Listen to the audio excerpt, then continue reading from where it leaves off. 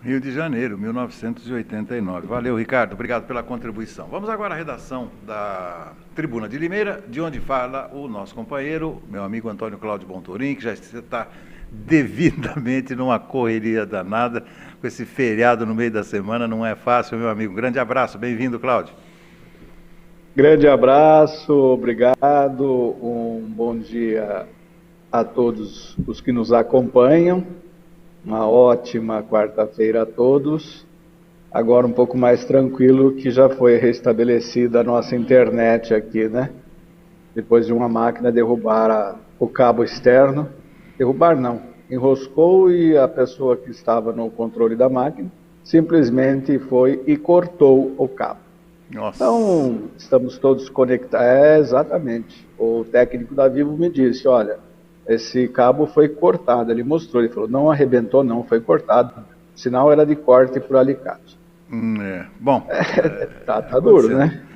Cláudio, finalmente hoje Tá teremos aí duro. teremos aí o prazer de debater. Eu vou falar o nome dele direitinho. É o Roberson, o professor Roberson Marcomini estará conosco hoje aqui no Debate Farol. Isso. Marcomini. E ele que é telespectador assíduo aqui do nosso debate. Hoje teremos a oportunidade de sabatiná-lo e assuntos não faltam, hein? Não, com certeza não. Já estou preparando minha pauta aqui. E vou te contar. A hora que Aliás, eu, a hora que eu vi, a hora que eu vi o folder do Debate Farol, já disponibilizei em minhas redes sociais, falei, opa, hoje a gente vai conversar realmente de forma bastante interessante. exatamente, aliás, ele já participou, né? Através de uma gravação aqui do nosso programa, né, Cláudio? Sim, sim. Ele participou. Mas vamos lá. Cláudio, você vem tocando hoje no assunto da questão da polarização, os movimentos políticos e a participação da mídia cada vez mais ativista em alguns aspectos, né, Cláudio? Como é que você está enxergando tudo isso? Exato, o Beto. O ativismo da grande mídia hoje está em construir uma terceira via que não consegue. A mídia não consegue construir essa terceira via, a terceira via não consegue se construir também, né? Então, as vítimas são o presidente Bolsonaro, que está direto nos noticiários, né, políticos, policiais, judiciais e tudo que a gente possa imaginar, e também o ex-presidente Lula, né, que não tem um só momento de tranquilidade com os grandes órgãos de comunicação trabalhando em cima das notícias negativas, tanto dele quanto do governo Bolsonaro. Os dois estão sendo bastante espezinhados pela mídia, né? E um grande erro, a nossa mídia, o nosso jornalismo, as nossas grandes redes, diferentemente do que acontece nos Estados Unidos, não assumem, nunca assumiram candidaturas, nunca assumiram uma posição política definida em nome da famosa imparcialidade que a gente sabe hoje não existe mais, né? A partir do momento em que a gente trabalha a informação do ponto de vista da notícia e também da análise, a imparcialidade não existe mais. Então, seria de bom grado que esses órgãos de comunicação assumissem as suas devidas preferências e fizessem as devidas campanhas para seus candidatos do ponto de vista jornalístico, como faz nos Estados Unidos, o New York Times, o Washington Post, a Fox, a CNN, a CBN, cada uma voltada para um lado, para um espectro político, e isso não acontece no Brasil. O candidato da grande mídia seria, com certeza, o Sérgio Moro. Isso daí a gente já sabe. Mas a partir do momento em que ele assumiu o Ministério da Justiça do governo Bolsonaro, ficou claro que ele estava de um lado. Então, quando ele saiu, quando ele percebeu que não tinha mais condições de atuar no Ministério, que a carta branca do Bolsonaro não existia, ele saiu e foi procurar a sua preferência política, né? O interesse político dele. O interesse primeiro era ser ministro do STF, todos sabem, né? E acabou não decolando. Em nenhum momento ele conseguiu decolar. Ele esteve ali em terceiro lugar, mas não saía dos 8, 9% nas intenções de votos das pesquisas dos institutos mais credenciados para tanto, né? Então, como o Sérgio Moro não existe e a terceira via também dificilmente se concretizará, então sobra para a polarização. E a polarização também na mídia, que busca, de uma certa forma, informar a opinião pública, lembrando, e isso é um trabalho muito interessante, isso é um trabalho louvável, lembrando sempre do passado de um e do passado de outro. Então, eu acho que a gente está pecando, nós da imprensa estamos pecando por nos faltar coragem de assumir uma posição política definida. Mas a coragem, na realidade, ela esbarra numa outra situação, que é a situação econômica. Ou seja, no momento em que você assume uma postura política definida, com certeza você vai ter um reflexo no anunciante, no leitor, no espectador, tanto de jornais e revistas como de emissoras de rádio e TV. Né?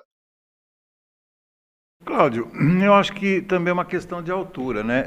Eu acompanho, por dever de ofício, você deve acompanhar também, alguns programas, alguns telejornais que são claramente favoráveis e desfavoráveis ao governo. Eu explico para você por quê. Eu me lembro das nossas conversas lá atrás, na redação, e você sempre defendeu o contraponto. Sempre é importante, isso é norma do jornalismo, você ter o contraponto, você ter o outro lado, você ter outra versão. Mas quando você informa, além desse contraponto, além do outro lado, você tem que ter um certo equilíbrio na transmissão, na contextualização daquilo que você está falando. Eu vou te dar um exemplo. Tem uma repórter, por exemplo, ela estava de férias, voltou agora. Quando ela chama os comentaristas para falarem sobre um assunto ou outro, ontem, por exemplo, sobre o pronunciamento do presidente, ou sobre qualquer outro assunto, ela praticamente já direciona a resposta do comentarista.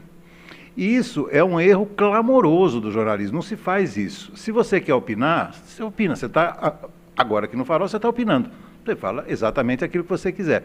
Mas eu não posso dirigir o seu comentário, induzir você a falar aquilo que eu quero. E isso eu vejo muito, Cláudio, com muita frequência. Exatamente, nós temos muito dessa situação, e só para citar um exemplo bem tradicional dessa questão da indução da resposta, você se lembra dos Domingões do Faustão, quando ele fazia aquelas entrevistas longas com os convidados dele, né? Ele induzia, ele falava mais do que o próprio convidado. Isso, de fato, não deve ser utilizado pelo jornalista, mesmo que ele tenha determinada posição, determinada opinião. Mas o veículo de comunicação em que ele trabalha deveria ter essa postura de assumir-se favorável ou contrário. Nós sabemos que nos Estados Unidos, por exemplo, o New York Times, o Washington Post, CNN, são democratas. Nós sabemos que a Fox, que a CBN, são republicanos, e outros órgãos de imprensa também. Então, é essa postura que às vezes a gente precisa cobrar dos veículos de comunicação. Agora, induzir a resposta ou chamar o comentarista porque ele pensa da mesma forma que você, aí é um erro muito grotesco, né, Beto? Eu acho que você pode opinar, você tem sua opinião, eu tenho a minha, todo mundo gosta de expor a opinião, mas a indução à opinião realmente é uma falha imperdoável. Sem dúvida. Pelo menos no jornalismo. Não, claro, nós estamos falando de jornalismo. Não, e aí o apresentador, âncora, sei lá o quê, sabendo da posição da empresa na qual ele trabalha, quanto mais ele puxa a sardinha para aquela brasa, ele será mais conceituado dentro da empresa e aí a isenção vai por água abaixo, né, Cláudio? Não tenha nem dúvida. Eu acho que a isenção, ela deixou de ser uma característica básica hoje, justamente porque nós temos muita opinião. Se você pegar todos os telejornais, se você pegar um telejornal transmitido pela CNN americana, por exemplo, ou transmitido por outras emissoras de TV dos Estados Unidos e da Europa, você vai ver que existe uma saída assim bem determinada e bem determinante para que cada um tenha o seu lado. Uhum. E então o que acontece aqui é que nós não temos essa posição de lado. A isenção, ela se dá na hora que você opina e deixa o outro opinar de forma contrária. Agora, quando você tem uma análise fundamentada, quando você tem um analista falando, ele tem a informação e ele expõe o seu pensamento. Então, nesse ponto, não dá para ser isento e a gente fica nessa situação complicada. Por quê? Porque nós traremos sempre a oposição dentro de nós. O Ricardo Galzerano citou o Milor Fernandes, e o Milor Fernandes sempre dizia também, né? O jornalismo tem que ser sempre de oposição, o resto é armazém de secos e molhados. Eu me lembro disso, exatamente. Bom, só para terminar, fiquei bastante feliz ontem, né, no final da nossa entrevista, né, com o Dr. Paulo Gracioli, e ele fez revelações, e aí no final do programa ele falou para mim, poxa, eu falei coisas hoje que eu nunca falei nesses anos todos, transmitindo os meus conhecimentos na imprensa de uma maneira geral. Eu falei, exatamente, doutor Paulo, esse é um dos objetivos do nosso Farol Entrevista, extrair do seu entrevistado coisas que normalmente ele não fala. Até no final, ele ficou até surpreso com ele mesmo, quando ele falou, não, eu vou falar o seguinte, eu gosto do Lula, etc. e tal. E aí ele saiu do programa e falei, será que vão me cancelar? Eu falei, mas é opinião, qual é o problema? Gostar de A, B ou C...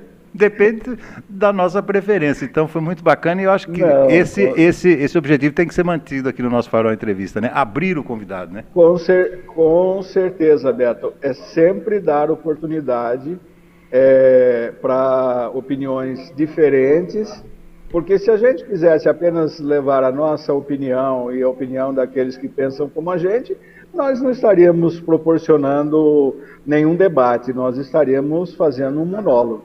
Exato. Aliás, tem muita gente que gosta disso. Tá bom. Cláudio, então, daqui a pouquinho, 7h30, estaremos juntos novamente aqui no nosso Debate Farol. Agradeço por enquanto a sua participação e até mais tarde.